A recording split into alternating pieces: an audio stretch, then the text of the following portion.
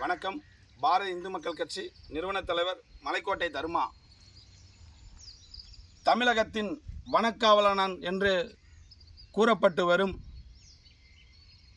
சந்தன கடத்தல் வீரப்பன் என்று பெயர் பெற்ற எங்களுடைய தமிழக மக்களின் இனக்காவலன் வீரப்பனாக படத்துக்கு முன்னதாக தமிழகத்தில்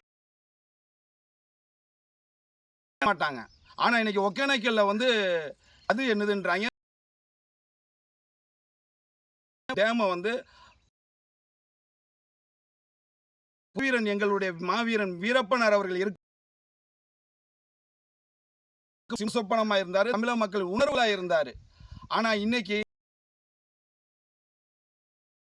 பாருங்க, நான் இன்னும் உணர்வார்கள் அமைப்புகள் அனைவரும் லட்சுமி அம்மா அவர்கள் இல்லை. நாங்கள் இதுவரைக்கும் நாங்கள் இந்த வீரப்பர் சமாதிக்கு தமிழ் அரசு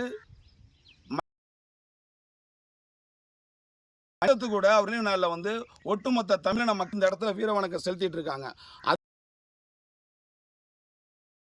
இந்த வீரப்பனாரை காளியின் மகனாக, காளியின் புதல்வனாக இடத்த இந்த திராவிட ஆட்சியும் அனைத்து இந்திய அண்ணா திராவிட மாட்டு ஆட்சியும் இதுவரை